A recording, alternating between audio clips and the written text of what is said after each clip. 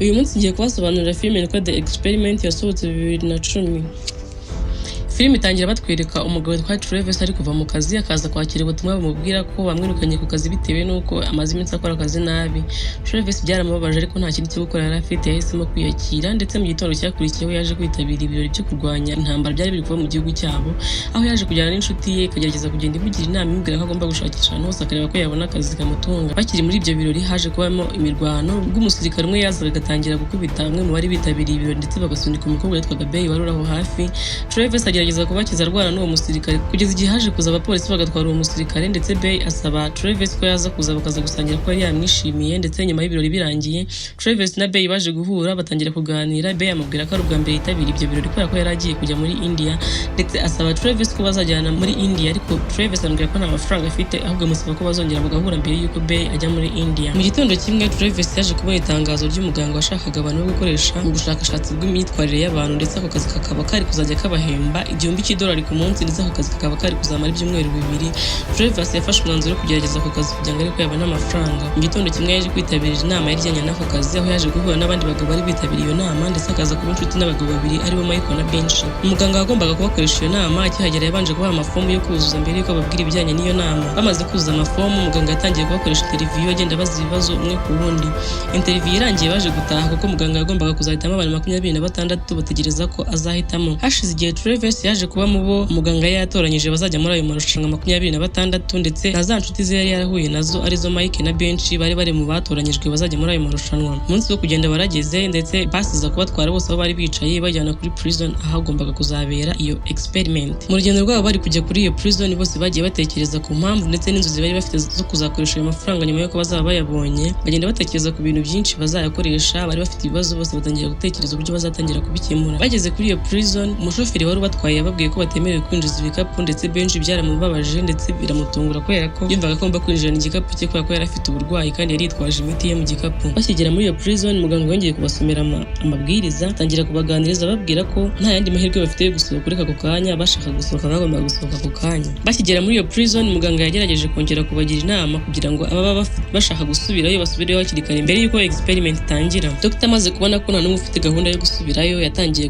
kubabwira amabwiriza abagenga, ndetse afata abagabo 6 barimo Michael, Chelsea, Boston na Harwell, ndetse n'abandi 2 ababwira ko bagomba kuba abagaride cyangwa se abarinzi b'abandi basigaye. Abandi basigaye bose abagira imfungwa. Amategeko y'abarinzi yavuga ko batagombaga gutuma hari ikintu na kimwe kinjira kivuye hanze cyangwa se ikindi gisohoka kivuye muri prison kikajya hanze, ndetse bakagomba izo mfungwa. Amategeko y'imfungwa yavugaga ko bagombaga kurya 3 ku munsi, kandi ibiryo babaga bahawe bagombaga kubirya bakabimara. Ikindi bakaba batari bemerewe kuva aho babaga bafungiye.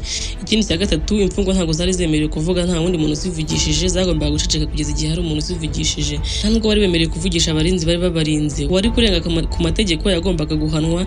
Iyo umwe muri bo yari kugerageza gushaka gusohoka, bose bari kubura amafaranga, nta n'umwe wari guhembwa. Iyo hari kugira umwe mu bari bafunzwe wakoraga ikosa, abagaride cyangwa se abo barinzi babarindaga bagombaga gufata iminota 30 yo gushaka igisubizo cyiza cy'ikintu bari bukorere uwo muntu, kandi kitarimo ihohoterwa, kuko ihohoterwa ntabwo ryari ryemewe muri ayo marushanwa. Mu gihe abo barinzi bari kuba bananiwe gufata umwanzuro muzima w'igihano bari buze guha umuntu wishe amabwiriza, hari akaboto k'umutuku kari kari muri icyo cyumba kagombaga kwaka, ndetse kakabereka ko bafashe umwanzuro mubi kandi bakaba batsinzwe, amarushanwa akaba arangiye. Dr. akimara gusohoka, abo bagaride cyangwa abo barinzi batangiye gufata izo mfungwa nk'aho koko ari abantu bari bafunzwe bya nyabyo, batangira kubafata nabi, batangira kujya babuza, bakabakoresha ibintu bibi, ndetse imfungwa zitangira kurakara. Guhera uwo munsi batangiye kujya babashyira ku murongo, ndetse umwe muri abo bagaride witwaga Mike atangira kujya baha amabwiriza, babwira ko bagomba kujya bambara imyenda iriho nimero, batagomba kwitana amazina, bagomba kuzajya babahamagara amanimero yabo. Bagiye babashyira mu byumba bigiye bitandukanye, 2 bakajya baba mu cyumba kimwe, ndetse Travis na Benji baje kubashyira mu cyumba kimwe.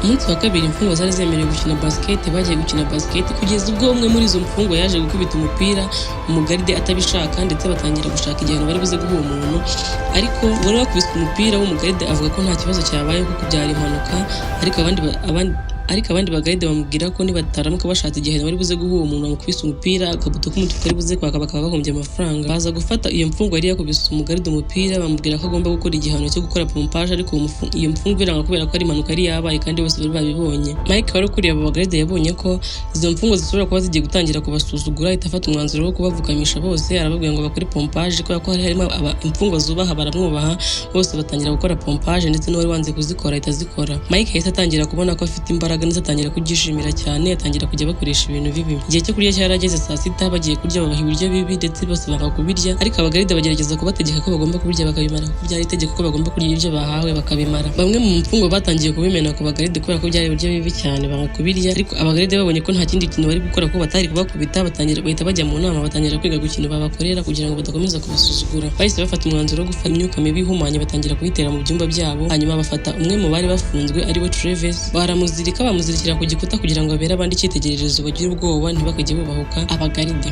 Muri iryo joro Benshi yatangiye gutabaza kubera ko yari arwaye, yatangira gusaba ubufasha kubera ko yari arwaye indwara ya diyabete, ko bamushakira imiti, ariko bose baramwihorera, bamusaba gusubira mu cyumba cye akajya kubirwa. Mu gitondo cyakurikiyeho basubiye ku murongo aho Michael yagombaga kubahera amabwiriza, ariko Michael yababajwe nuko Benshi atari yabashije kwitabira inama z'izindi mfungwa zari zajemo kubera ko yari arwaye. Michael ahita afata umwanzuro wo gusubira mu cyumba cya Benshi kugira ngo ajye kumusohora, ndetse igihe yari agiye Travis yarabakurikiye agerageza kumudefanda kugira ngo batamusora kuko Benshi yari arwaye.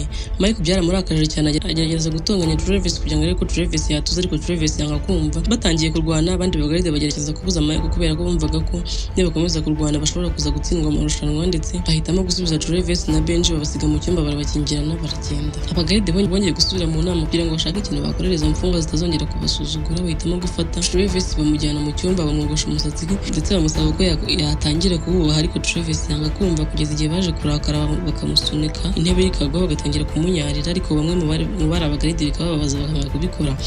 Kugeza igihe umwe mu bagaride yaje kubwira abandi bagaride ko nibakomeza gukora ibyo bintu byo kubabaza abandi bantu azagenda kurira ku rugi, akavuga ko ashaka gusohoka, bose amafaranga bakayabura. Ku munsi wa kane Travis yaje kugerageza guhisha imigati mu gihe bari bagiye kurya kugira ngo aze kwizanira Benshi kubera ko atari yabashije kujya kurya kubera ko yari arwaye cyane, ndetse Benshi abwira Travis ko akeneye umuti cyane kurusha ibindi bintu byose kubera ko indwara yari kumurembye cyane. Travis agerageza kumubwira ko bagomba kujya kubibwira abagaride cyangwa se bakabwira ba muganga kugira ngo barebe ko yamwandira imiti. Babura ukuntu ari bubibwire kuko bari bazi ko Mike atari buze kubyumva. Muri iryo joro haje kuza umwe muri ba bagaride ukundaga izindi mfungwa, aje kureba Benshi kubera ko yarabizi ko arwaye. Ahageze Benshi na Travis bamusabye ko yabashakira umuti mu mabaga bari barazanye kuko atari baremerewe kuyinjiza, ndetse bamubwira ko bazamuha 1/2 cy'amafaranga yabo nibamara guhembwa, ariko Benshi akabona umuti.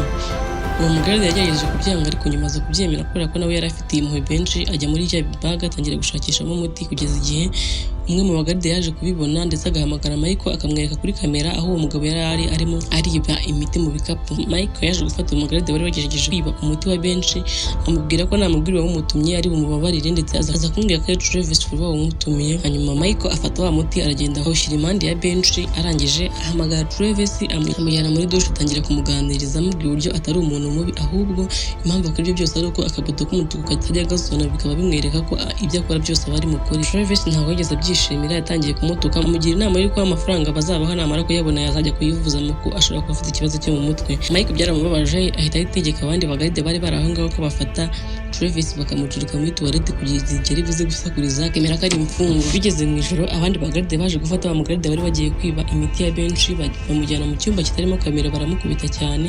Mu gitondo cyakurikiyeho ariko umunsi wa gatanu baje kujya mu nama bari basanzwe bahuriraho. Mike yabaheraga amabwiriza ndetse ababwira ko bafite surprise, ababwira ko umwe mu bagaride babo bakoranaga agiye kuba imfungwa nawe, ariko bose byarababaje kugeza igihe Travis yaje gukuramo imyenda agaragaza ko batishimiye speech ya Mike, ndetse n'izindi mfungwa zose ziramukurikira zitazikoramo imyenda, batangira kurira urwo rugi bari gusaba ko babafungurira. Mike uwo munsi yahise atanga itegeko ko bagenda bose babashyira mu byumba bitandukanye kugira ngo hatagira n'umuntu wongera kuvugana n'undi. Bahise bafata Travis bamushyira mu kintu cyari kimeze nk'igihombo gifungwa, baramufungiranamo amaramo ijoro ryose, ndetse n'undi muntu uwo ari we wese ari mu ruhande rutandukanye n'urwundi, nta n'umwe uvugisha undi. Mike yakomeje kubwira abandi barinzi ko ibyo bari gukora ibyo kubera ko akabuto katakaga, ariko umwe mu barinzi yashakaga gusohoka kubera ko yabonaga ko bari guhohotera bagenzi be. Ku munsi wa gatandatu ari nawe wa nyuma, Travis yagerageje gufungura cya kintu bari bamufungiyemo arasohoka, ndetse n'abandi bantu bose bari bagiye bafungiye ahantu hatandukanye bagerageza gushaka gusohoka. Uwo mugaride umwe arabafasha imfunguzo bagenda bafungura ibyumba byose bari bafungiyemo, barasohoka bashaka kujya kwinjira muri ofisi ya Mike kugira ngo bajye kumurwanya kuko yari amaze iminsi abahohotera. Bakigera muri ofisi ya Michael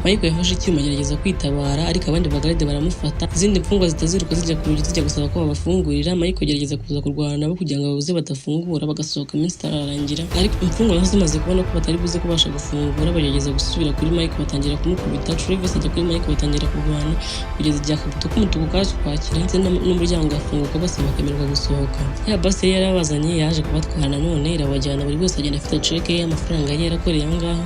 Bose bataha bishimye bagenda baganira ndetse bibuka intego bari bafite ndetse n'inzozi bari bafite zo kuzakoresha ayo mafaranga. Filime irangira batwereka Travis ateze indege agiye muri India guhura na Bey. Ndibutsa ko gukora subscribe ari ubuntu, mukaba mudushyigikiye kandi muteye n'inkunga yo gukomeza gukora video nk'izi.